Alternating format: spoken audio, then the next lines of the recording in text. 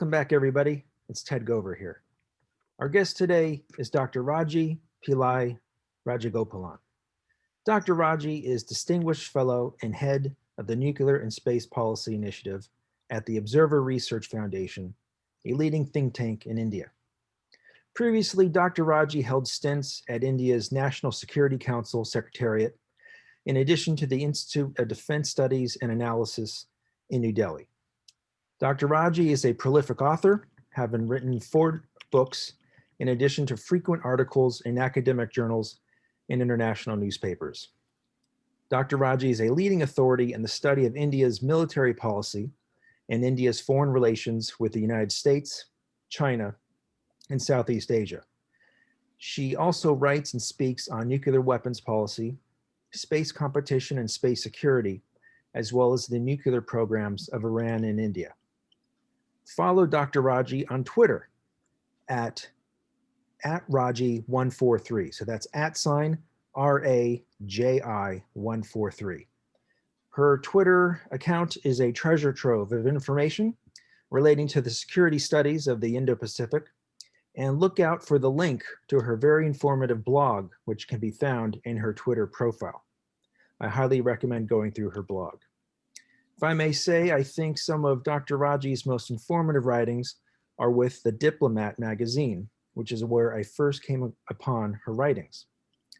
We have Dr. Raji here today to explain to outside audiences India's growing role on the world stage, in particular in the areas of diplomacy and security policy in the Asia Pacific, an area of the world which policymakers today refer to as the Indo-Pacific, signifying India's significant role in the region. Dr. Raji, thank you for taking the time to be with us today. We're delighted you can be here to share with us the latest with India's foreign and security policies.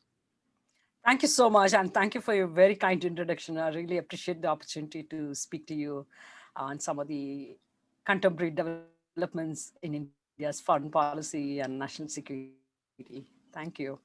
Thank you. Well, start off, a question for you about the Quad. In recent years, ties have been strengthened among the Quad, the 4-country coalition consisting of India, Japan, Australia, and the United States, that is devoted to freedom of navigation in the Indo-Pacific, and which also serves as a counterweight to growing Chinese influence in the region. Dr. Raji, what was the reason India joined the Quad, and what is India's role in this group? So first and foremost, I think the Quad came back a second time after a decade. Yeah, I think it's a testament to the fact that the initial imperatives, the concerns, and worries they gave shape to the first Quad a decade ago is still alive. In fact, the threats have only intensified over the decade.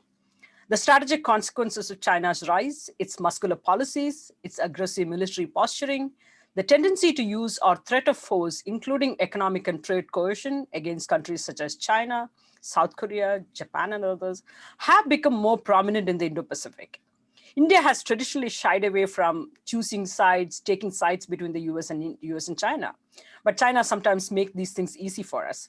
China's aggressive behavior in attempting to deny the strategic space it seeks in the Indo-Pacific, as well as in global platforms such as the Nuclear Suppliers Group, is, I think, what has finally pushed India to start embracing like-minded partners in the Indo-Pacific, including the Quad.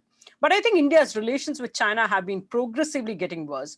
The Belt and Road Initiative and China's complete and total disregard for India's concerns on sovereignty and territorial integrity, China's fierce opposition to India's Nuclear Suppliers Group membership, China's position on the Pakistan-based international terrorist mastermind Masood Azhar in multilateral platforms like the UN, the Doklam crisis, and of course the current the Galvin clash that's been on for nearly more than 10 months now, since the summer of 2020. All of this have been damaging to the overall fabric of India-China relations. So even after the Doklam crisis, actually India tried to reset the relations with 2 informal summits with President Xi In fact, the Wuhan summit was thought to bring in a phase of better understanding between India and China, but I think that was very short-lived. So nevertheless, I think I would say that India has been somewhat hesitant, try to stay away from Quad and such kind of mechanism for a long time. But I think because it is perceived as anti-China. But I think the Galvin crisis has clearly pushed India into building and nurturing partnership with like-minded countries. And I think India now appears to be fully invested in the Quad. And I think Quad is an important mechanism because each of these member countries have also gone through similar experience with China, have borne the brunt of Chinese aggressive behavior in their own backyard. So I think Quad is here to stay. And I think India will sort of continue to strengthen and continue to invest in diplomatic and other terms into mechanisms such as Quad to kind of flourish in the coming years. Absolutely. Dr. Raji, should the Quad be adjusted or expanded in any way as times change? I've heard some people say that perhaps it should be expanded to include countries like Canada. I've heard South Korea's name. I even have heard the United Kingdom and France. What are your thoughts on this?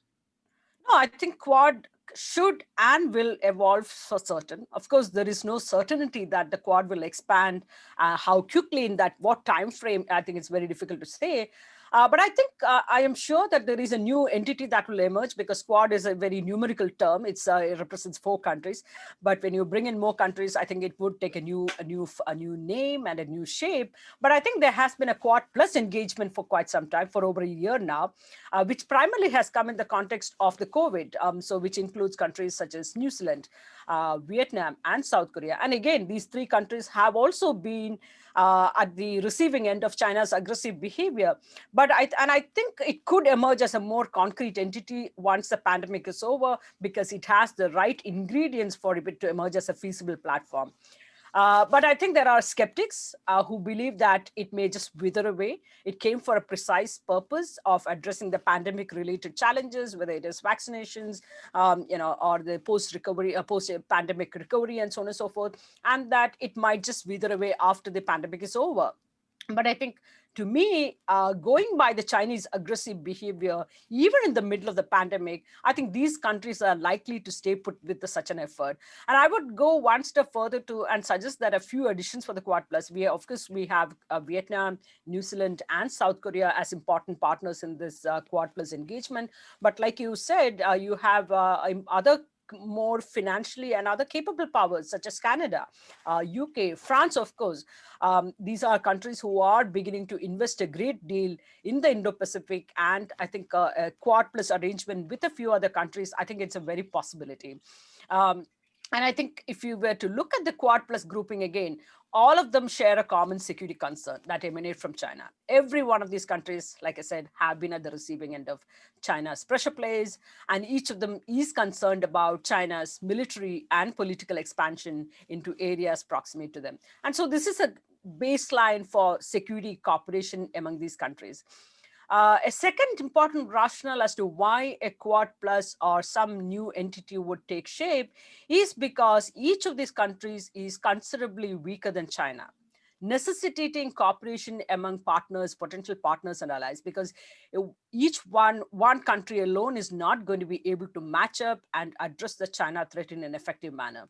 And I think, therefore, there is a pragmatic approach to dealing with this, that is, come together, combine the efforts, join hands in creating a larger grouping that can, but of course, this is not going to be easy. And expansion brings with it also divergent concerns, burden sharing problems. But I think there is clearly a momentum towards a larger Quad plus kind of an entity to come up in the in the near term, because I think China's aggressive behavior, we are not seeing any sort of a slowing down on that particular aspect, whether it is against the Southeast Asian countries on the South China Sea front or East China Sea, and of course with India, or even countries far and wide, whether it is Canada, Sweden, they haven't really spared anybody. So I think there is clearly a momentum for a Quad plus like an entity to come up in the near term. During his time in office, Indian Prime Minister Narendra Modi has elevated ties with Southeast Asia. in particular with the regional intergovernmental organization, which we call the Association of Southeast Asian Nations, ASEAN. What is India's interest in Southeast Asia, and what is the status of its relationship with the region? So India's approach began early in the 90s with the Look-East policy, but I think it was primarily dominated by trade and development as the two main pillars in a sense. But I think lately this has been shifting to one where there is important strategic consideration that is coming to play a more complementary role, I would say. And of course, this took a new form when Modi government came into office first in 2014 with the Act East policy. But it's also important to take stock of what has this policy done so far. There have been a lot of security interactions, political consultation, joint military exercises with the ASEAN as a whole, or individual countries with almost all of the militaries in the region. But what next? What would India do beyond this? India clearly wants to help ASEAN stand up to China, and because that is also in New Delhi's interest. So there is a clear political and strategic rationale for why India has stepped up its engagement with the ASEAN region.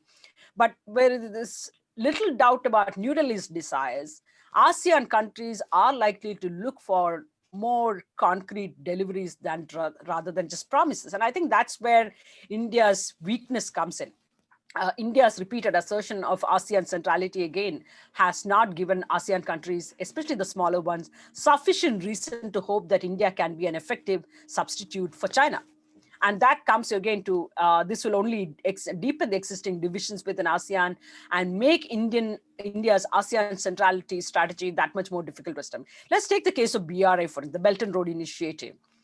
India and Indo-Pacific partners have done quite a good job in pointing out the flaws in China's model of the infrastructure aid through the BRI process, which have most of the times, at least on several occasions, have led to debt traps that force countries to give up their valuable assets to China. This form of sort of neocolonialism is now well recognized. India, US, and others have taken efforts to talk about this. But the fact is that, without alternatives, the temptations of China's checkbook diplomacy are hard to resist, especially for the smaller ASEAN countries. So the infrastructural assistance has to be infrastructure assistance, connectivity, and such kind of proposals have to become integral part of any strategy to counter China's efforts in this direction.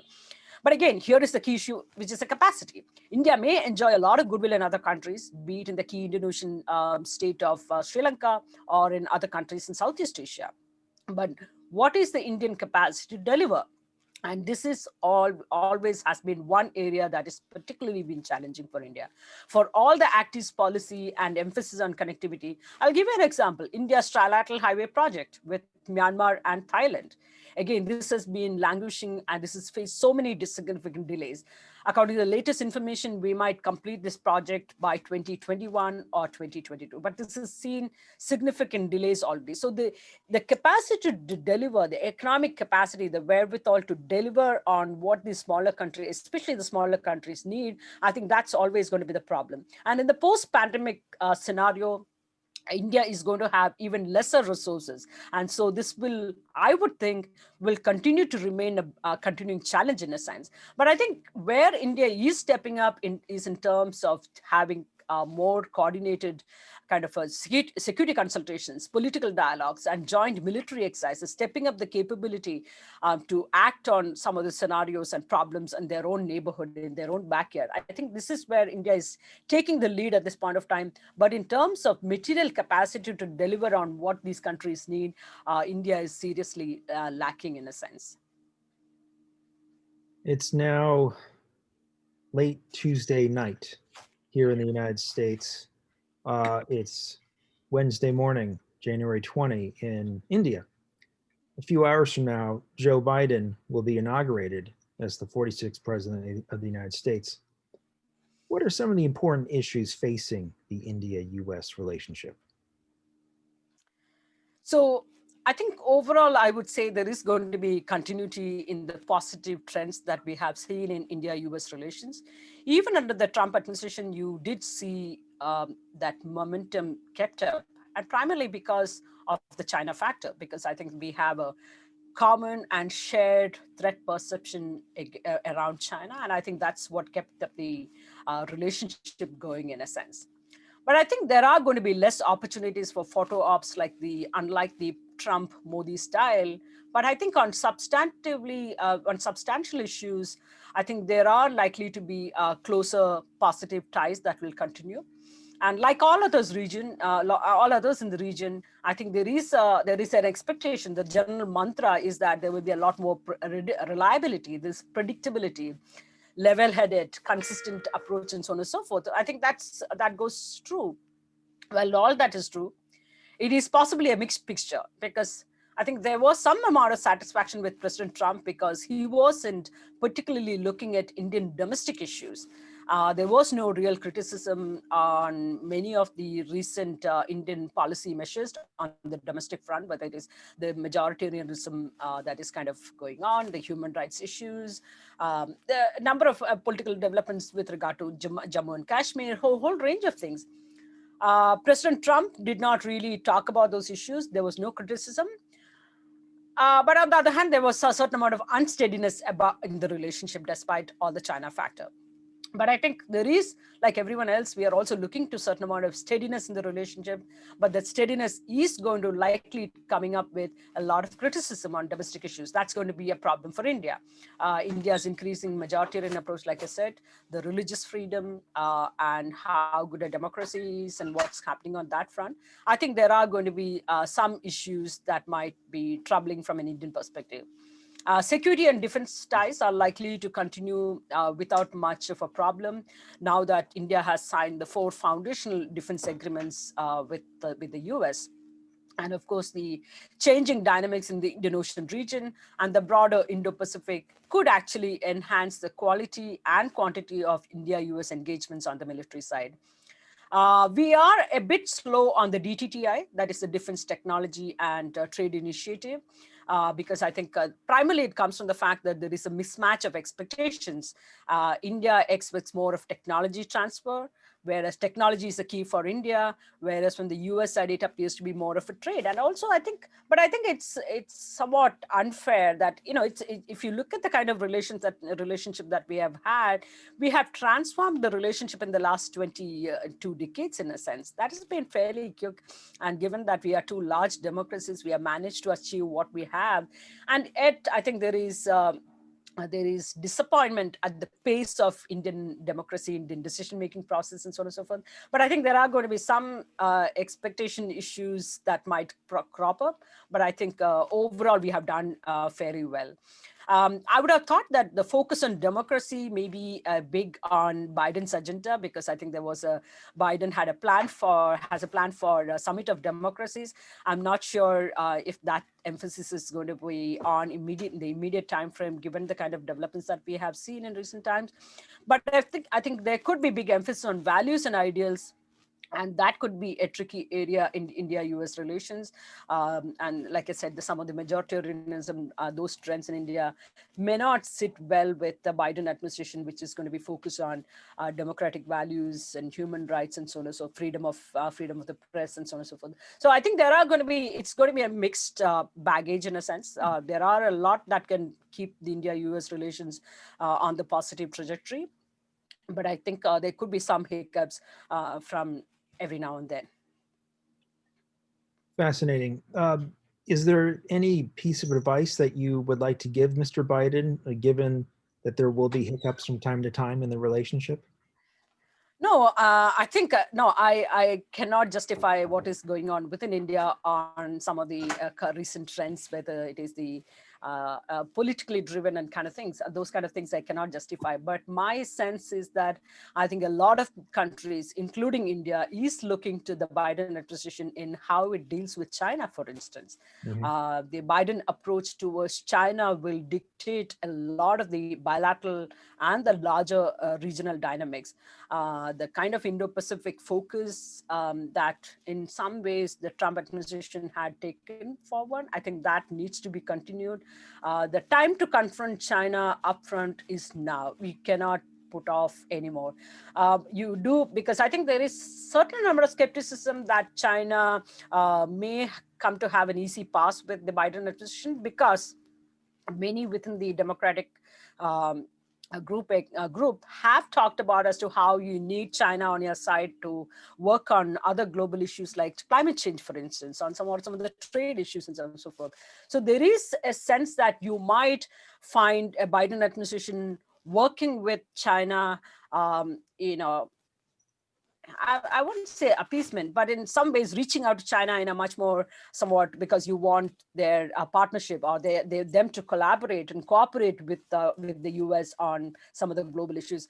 I think that might be a little bit of a disappointment for a lot of Indian as well as others, whether it is Vietnam, Japan. We are all looking at with some sense of urgency as to how the Biden administration is going to be tackling China in a sense. And I think that's going to be one big determinant in terms of how the rest of the relationships, major bilateral relationships, will also shape up in the region. India and Pakistan are the largest countries in South Asia, and both possess nuclear weapons while having a history of fraught relations. What are the major points of contention among India and Pakistan today? And how are both countries' relations with the US and China different? That's a tricky question, and I would say in some ways I think the kind of problems that there between India and Pakistan are nothing new. There is no real new issue that has come up that has complicated the relationship. The relationship between India and Pakistan over the last few years have been fairly frosty. Although I must give credit to the Modi government when it came into office first, he did reach out to all the South Asian countries, including the Pakistani leader was part of the inaugural ceremony in New Delhi in 2014 May. So Modi made the outreach including to Pakistan. He went to travel to Pakistan, made an unannounced trip to Pakistan when Nawaz Sharif was the prime minister there. But this has not really reaped benefits on the overall bilateral relationship. And the tricky issues between India and Pakistan have remained the same. From an Indian perspective, the fact that you have cross-border terrorism continuing on a regular basis, I think that's been the main issue. And from a Pakistani perspective, they talk about Kashmir being the first and foremost issue for them. But I think the Kashmir issue has changed in its overall tone and the flavor of the issue. The tone and tenor of the issue has completely changed with the cross-border terrorism that has been going on since the late 1980s. So I think from an Indian perspective, we are not going to budge on the fact that cross-border terrorism has to be dealt with at the front and center of the relationship, of the conversation, or the dialogue process that happened between India and China, between India and Pakistan. On the relationship of these two countries vis-a-vis the US and China, I think China-Pakistan relationship is one of the strongest. They may not have a formal alliance, but the fact is that it's one of the strongest all-weather friendship that exists in this part of the. And to me, I think that doesn't come as a surprise, because from a Chinese and a Pakistani perspective, India is their common enemy. With regard to both of these countries, they have their own angst against India. China, for instance, continues to believe that we have a hidden agenda on the Tibet issue, for instance. The fact that Dalai Lama continues to be hosted by India, we have more than 100,000 Tibetan refugees in India, continues to irk the Chinese leadership. For Pakistan, it believes that India is not happy with the partition and that we will undo the partition at some stage. So both countries have their own kind of imagined kind of illusion about how India might kind of conquer and create a larger Bharat kind of thing, India in a sense. And the Tibet issue continues to be a major irritant. So both of these issues, for both countries, these issues have kept India at the front and center, and therefore India becomes a strategic glue for both countries to come together. And for that matter, and again, this has gone on at least since the late 1950s or early 60s, when China tried to cultivate the Pakistani leadership. including through transfer of nuclear weapon capabilities, even having tested the first nuclear weapon for Pakistan, and the kind of capability proliferation that have happened on the conventional and on the strategic side of things. This is something that is going to go on, because I think the India angle will keep them on a permanent of a strong footing in a sense.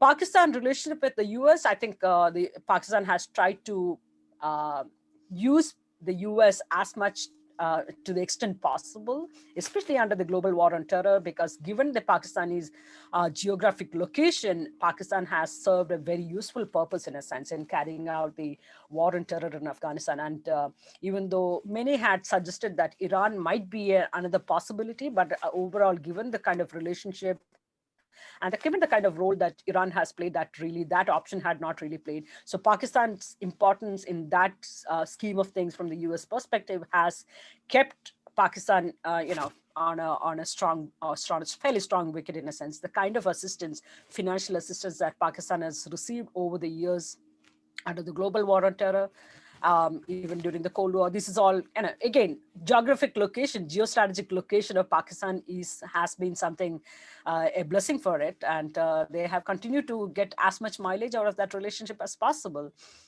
It has otherwise gone through several ups and downs, but I think it looks anyway to a China that is an all-weather friend. So irrespective of what the US doesn't do for Pakistan. A slightly related question. Can you describe for our audience India's relationship with Afghanistan, both, historic and the present day, and maybe talk a little bit about Pakistan's concerns about India's relations with Afghanistan? I don't do very much of Afghanistan, so I'm going to limit my my comments to a short bit. But I think India has wanted to see Afghanistan really represents an immediate neighborhood for India, and therefore it has had its long-term strategic interest in seeing that there is a fairly multicultural and free government in Afghanistan.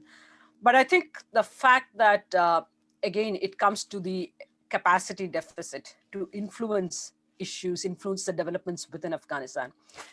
Many within the Indian policy community would talk about India's soft power in Afghanistan, for instance. That the fact that there are several Indian soap operas that are being played in Afghanistan, and people say that if you go on Afghanistan streets between 8 and 9:30, you will not see anybody on the streets because people are glued to the TV, watching those some of the Indian shows and so on and so forth. For all the soft power that India talks about, we have not been able to convert those soft power into hard policy concrete measures. And I think that to me is more important. For all the soft power approaches that we talk about, Pakistan is literally kicking on India's back in Afghanistan. Pakistan has not really given much of a space. And driven by a lot of the geopolitical and geostrategic considerations, whether it is the US or others have not, or Russia. Russia also begins to play a significant role there. Russia has not made India an active partner in finding a solution to the problems in Afghanistan. China, of course, wants to keep India out as much as possible. But even from Russia, the so-called Indian friend, who has not really found a space for India at the negotiating or the other discussions at the table when discussing Afghanistan. So there is very little that India is able to do. India has been engaged in economic diplomacy and, of course, infrastructure development, which has been one of the key aspects that India has been engaged in. But again, that alone can only give you that much of an influence out there. And that has not really given you a whole lot to work with. India does enjoy a very favorable sort of a disposition there from the Afghanistan leadership perspective. But in terms of our ability to change or affect the developments within Afghanistan, I think it's been fairly limited. And Pakistan and China together have had a significant role in limiting India's presence, India's role in Afghanistan. I noticed with one of your recent pieces that India and Russia canceled their yearly summit last month. What Yes. was the reason behind that? So I think India-Russia relations have been going through fair amount of ups and downs in recent times, at least for the last over the decade. I would say the relationship has been kept live with an annual summit process and so on and so forth. But really speaking, there isn't a whole lot that is happening between India and Russia. There are a few certain strategic sectors that Russia has continued to help India with, whether it is on civil nuclear cooperation or on some of the strategic, even leasing a nuclear submarine. There aren't a whole lot of countries that are willing to do that with India. Except for those one or two of those sectors, I think India-Russia relations have become very strained. There are a whole lot of problems in that relationship that has been slowly creeping in. I think that goes back to maybe almost like 15 years now, when India signed the US-India nuclear deal. I think from then onwards, slowly this relationship has been beginning to face problems. Russia believes that India has gone all out with the US in its relationship, that it is abandoning some of the old partners and so on and so forth. That's been the Russian viewpoint. But Russia, from an Indian perspective, when I look at it, and I think Russians must understand this, that India has grown closer to the US or the US allies, Japan, Australia, all of these countries, driven by the China factor. If the China factor was not there on the table, I think we would have maintained a fairly equidistant relationship with everybody else, everybody in a sense, every major corner of the world. But because of the China factor that's become much more intense over the years, we do have to look at, in a very pragmatic and from a national security driven perspective, look at partners and countries who might share the perspective with India. And Russia does not share that perspective. For Russia today, China is the most important strategic partner. Maybe they have their own reasons. I can understand that. But at the same time, if I were to look at it from my national security perspective, it doesn't give me a lot of comfort to build stronger and stronger relationship with China. I'll give you a couple of examples. Post Ukraine developments, so since about 2013-14, Beijing has made very, very close partnership with China. When Putin went to Beijing in 2014, he signed a couple of MOUs. One was to supply advanced kilo-class submarines to China. Second was to supply Su-30, a different version of what India has, and advance other fighters called the Su-35, for instance, platforms.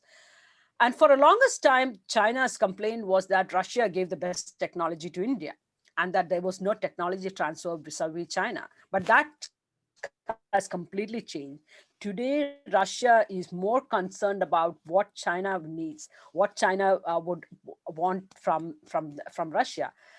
It doesn't really care about the Indian sensitivities and kind of. But the fact is that today we buy the Su-30 platform MKI and we deploy it on the Sino-Indian border. But Russia has gone on to give more advanced platforms to China, which is going to be detrimental to Indian national security considerations in a sense. So therefore, I would be a lot more cautious. And of course, the most recent recent months, I think the issues have come up primarily because of India's closer associations with platforms like the Quad, the Indo Pacific, and both of which were criticized by Russian Foreign Minister Lavrov, for instance, saying that these are anti-China platforms, and India was being pressured by the United States to move into closer groupings such as this. But I think India gave the MEA, the Ministry of External Affairs, Indian Ministry of External Affairs spokesperson very clearly came out with a statement to say that this is India's own interest. Nobody is pushing India to do this X, Y, Z. And India's own interests, out of India's own interests, we are taking certain steps, certain decisions, who we partner with. Each of these relationships will stand on its own kind of thing. So I think so. These kind of irritations have been propping up more frequently in recent months.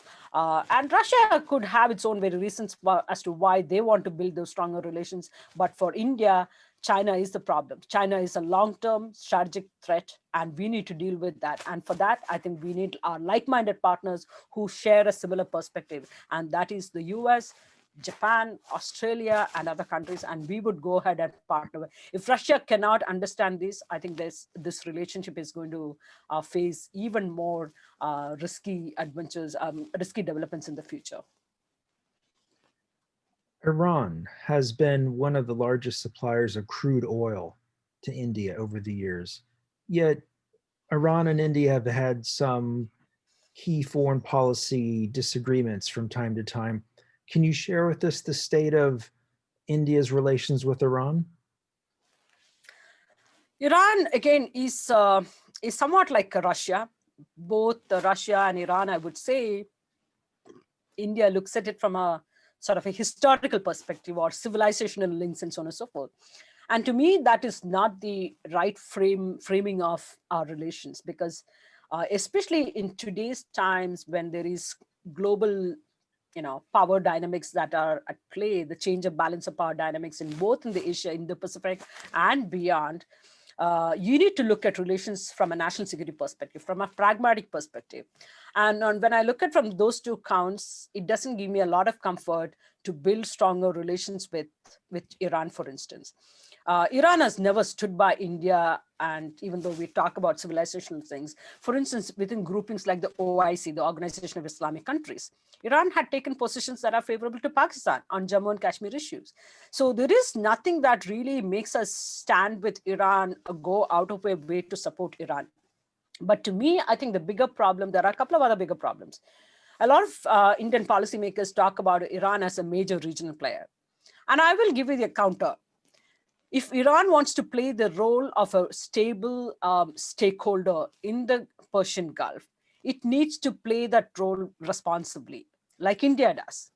Or otherwise, because of its support to groups like Hezbollah or Hamas, it is going to be a Pakistan, not India. So Iran needs to decide whether it wants to play the role of an India or a Pakistan. If you continue to support groups like Hamas and Hezbollahs and kind of things, or other conflicts in the region, you are going to be a Pakistan and not India. That's point one.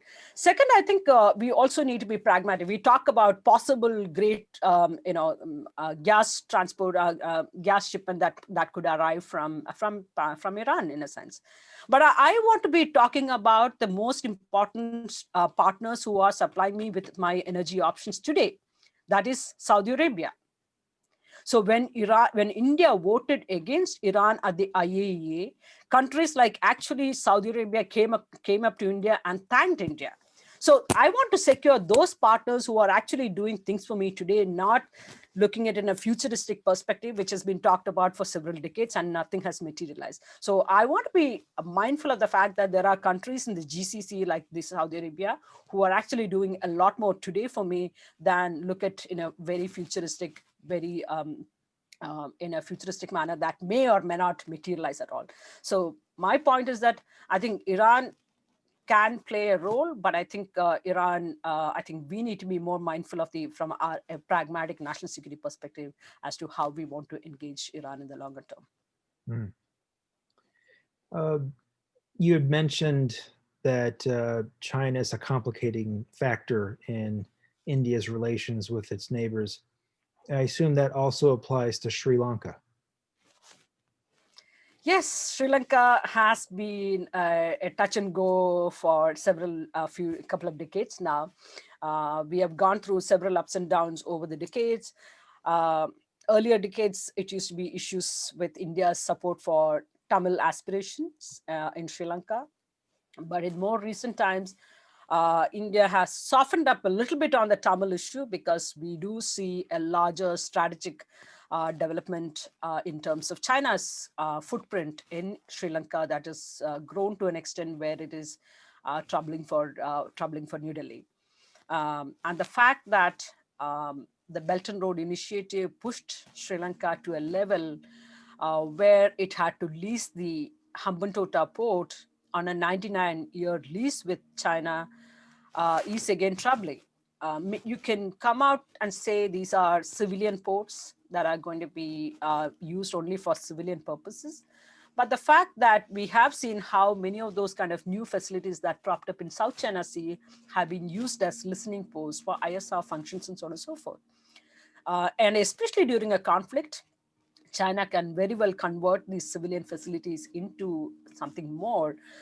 So I think there are serious concerns about China's growing footprint.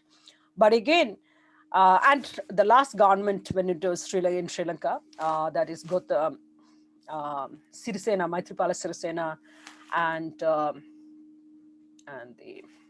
Ranil Wickremesinghe. When you had that, I think those two were the best people who are particularly favorable to India from a politically speaking. But there was only that much you could do because of the economic capacity. So when India talks about India having a fairly favorable political dispensation in Sri Lanka, you could not deliver on many of the developmental agenda that Sri Lanka badly needs at this point of time.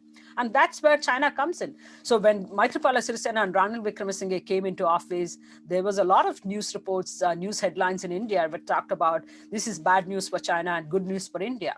And I was like, no, we need to be more cautious. We need to be more nuanced about this, because at the end of the day, these relationships are going to be determined on the basis of what we are able to offer to Sri Lanka. We are not able to deliver the same thing that Sri Lanka needs. And the second aspect is that even after Sri Lanka going on this debt trap diplomacy bit and having to lease the Hambundota port, the second year of the lease payments came up. Who did Sri Lanka go to? They went back to China asking for a fresh lease of money. What happened to the major Indo-Pacific powers? Why were they not able to help Sri Lanka? I'm not saying that Sri Lanka is doing a pushback on China as yet, but there are a lot of other countries in Southeast Asia who are doing a pushback on China. But unless they are given alternate options, a substitute option, these countries cannot say no to, like I said earlier, no to China's checkbook diplomacy. So how and whether India is able to, and I think that's where India decided that India does not have the economic wherewithal, and that we might need to partner with other like-minded but financially capable countries. And so this is where India, for instance, decided to partner with Japan in undertaking a couple of different major projects in Sri Lanka. But now that the two Rajapaksas are back in office, Gotabaya and Mahinda Rajapaksa as Prime Minister and President, it doesn't look to be very easy for India or Japan. Even many of the projects where India on its own is there in Sri Lanka, or the two India-Japan projects in Sri Lanka, all of these have been put on hold. So I do see a fair amount of China influence playing out there, and which has put these projects on hold. So even when India has decided to partner with like-minded partners, capable countries to exert some influence out there, I think this has been difficult because of the China factor. But hopefully this will kind of play out, but we need to see. But Sri Lanka has always been a bit of a tricky affair in that sense, given the Rajapaksa's general proximity to play closer with China. Can you give us a brief update on the latest with COVID in India? I had heard that India is embarking on a massive vaccination campaign. India has started this massive vaccination campaign 2 days ago. But I think in terms of the overall effect, because India is 1 billion plus people, and we are still in very early days of doing this. So far, it has managed pretty all right, but I think the effectiveness of the COVID vaccine itself, I think there have been some reports about that. We need to see how that's going to play out.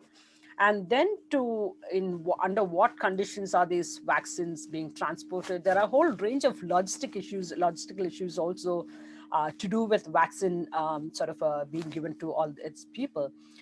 So there are a lot of tricky issues that still need to be sorted out.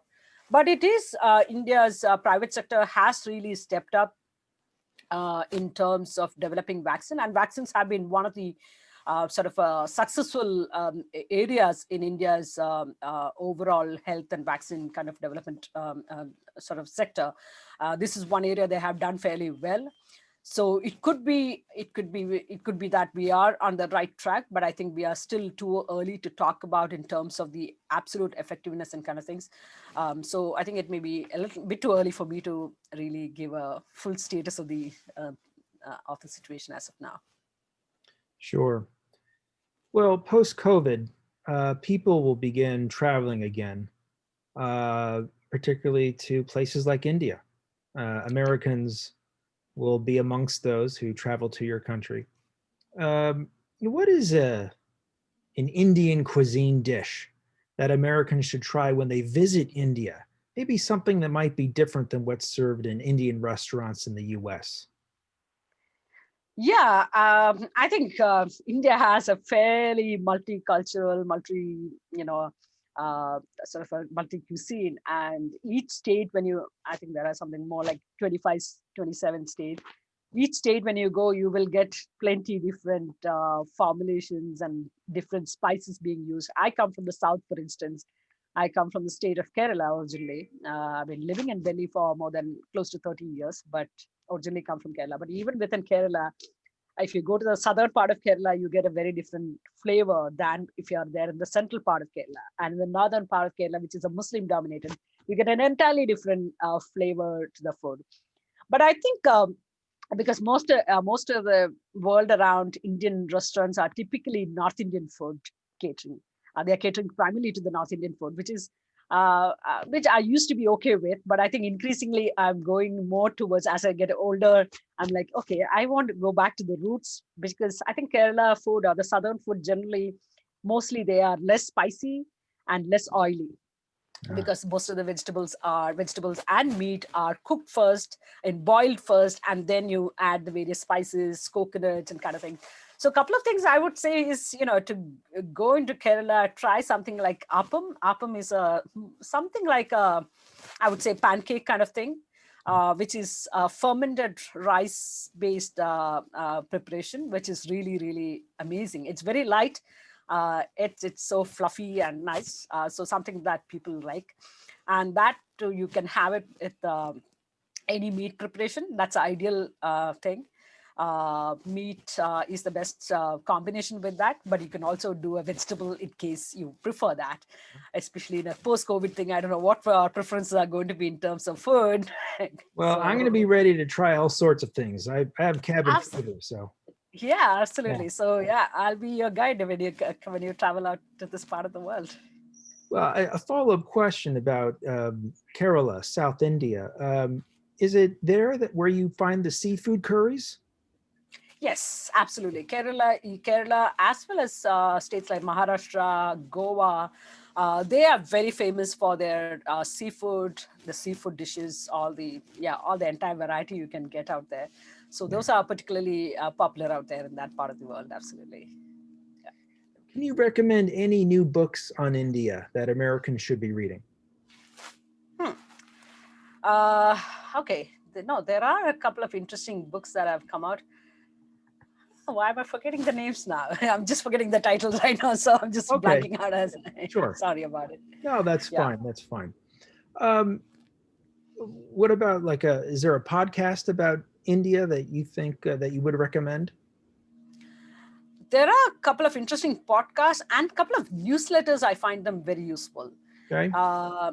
So one of the newsletters that comes out of this guy is doing his PhD, Aman Thakur, in the UK. He brings out a newsletter called Indialog.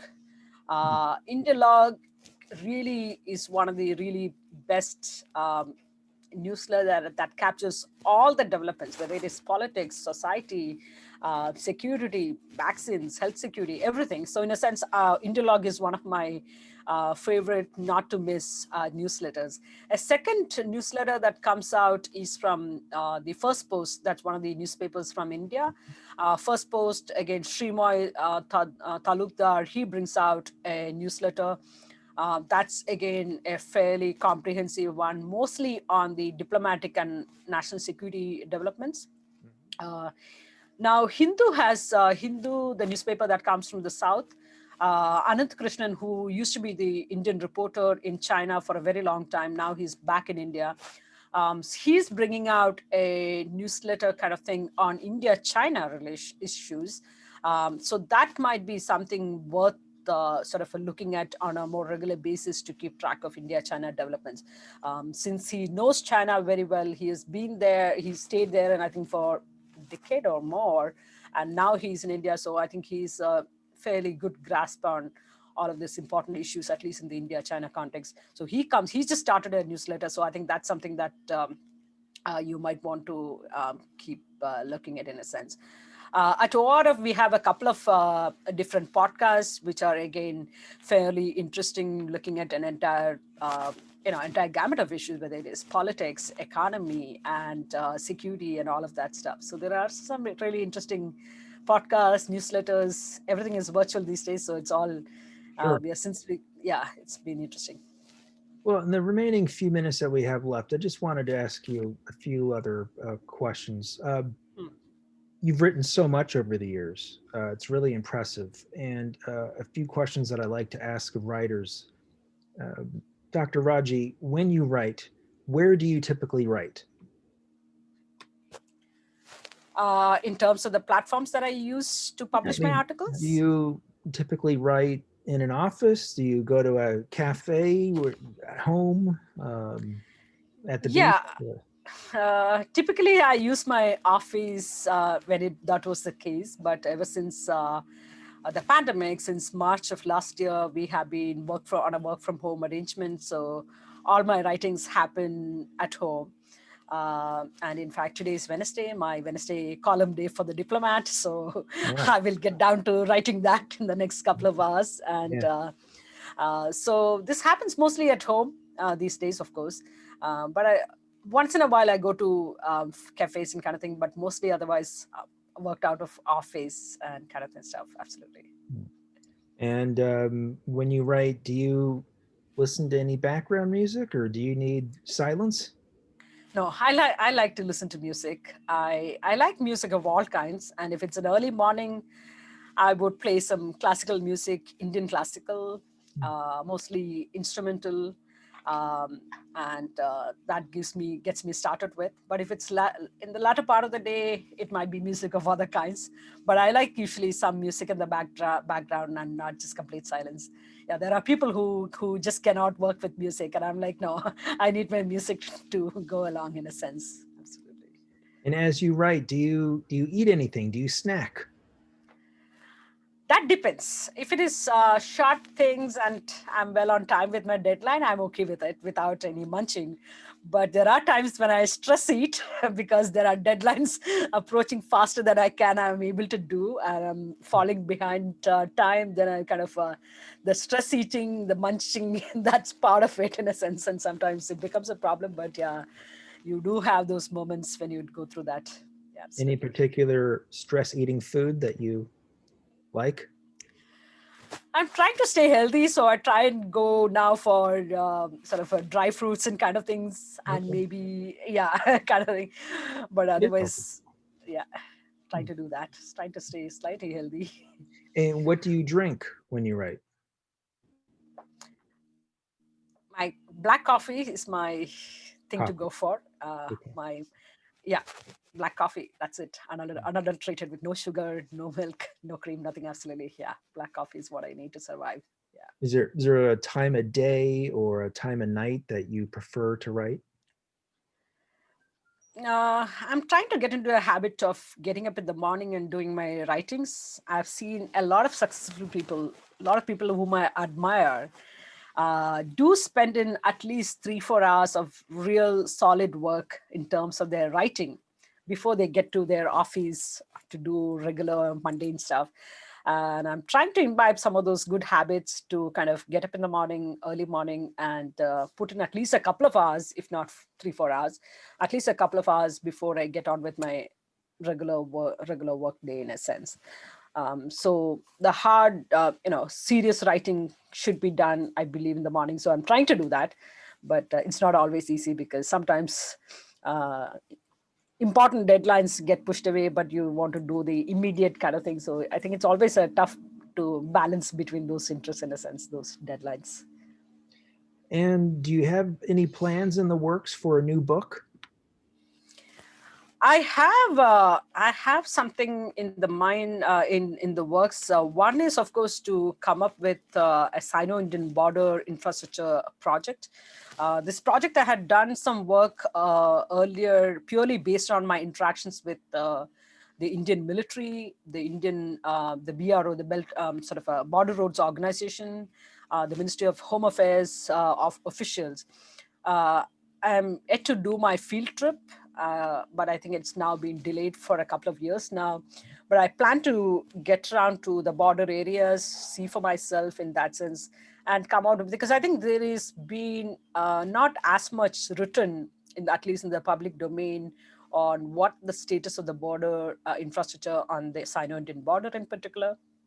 Because for a very long time, this was part of a conscious decision on the Indian mindset. Indian political leadership, military bureaucracy, as well as the civil bureaucracy, did not really want to build the infrastructure on the Indian side, thinking that it would be compromising. It would enable the Chinese to walk into the Indian territory. But by the time China has been working on this on its side of the border infrastructure for quite some time, and now they have the state-of-the-art railway line networks, highways, logistic depots, oil depots, a whole range of things. So very late in the day, in 2007, 2008, India recognized the need to catch up with China and build up the infrastructure, if for nothing else, for India to address some of the contingencies like what we saw in Galvan crisis, for instance. So if India has to be able to get its troops onto the border in a relatively short span of time, it needs infrastructure. Without that infrastructure, I have traveled around in various parts, not so much in the northeast Arunachal Pradesh, but on the Himachal Pradesh, the other side of the other sectors of the Sino-Indian border. It takes you something like to travel about 20 kilometers. It took you about 3 hours. That tells you about the state of the infrastructure and the poor. And the Border Roads Organization has been given the mandate to develop this infrastructure. These are the strategic connectivity projects are given to the Border Roads Organization, which is with the Ministry of Home Affairs. But the fact is that, which is with the Ministry of Defense. But the reality is that the BRO does not have qualified personnel with them, human resources, and also they don't have the quality infrastructure instruments and equipments with them. Again, so that this is one area that I really want to get around to doing a detailed study again. I had done a couple of studies out back in I think about 4 or 5 years ago, but I have not really done a detailed study in recent times. So I think I'm planning to do one on that. So that's something that is in the making for sure. It's very timely given the border incursions of China into India, but also countries like Nepal and Bhutan. So Yeah. In fact, I don't know whether you've seen this. We came up with a study last year looking at the PLA joint exercises in Tibet and the Sino-Indian border areas. So Tibet PLA Army and the PLA Air Force have been doing a lot many more simulations, exercises in the border areas. And this time around in the Galvan case also, this is what exactly happened. They were they were doing joint exercises in somewhere closer closer areas, and Indian officials assumed that this was one of the routine exercises that they were doing, but very quickly then they kind of moved into the Indian areas, and we missed it in a sense in the initial days. So we need to keep track of whatever the PLA is doing in terms of their activities in Tibet as well as Sino-Indian border areas. Our study came out in February, and 2 months later, we are. Absolutely, we were just thinking, the Galvan did, but absolutely. Well, Dr. Raji, this has been illuminating.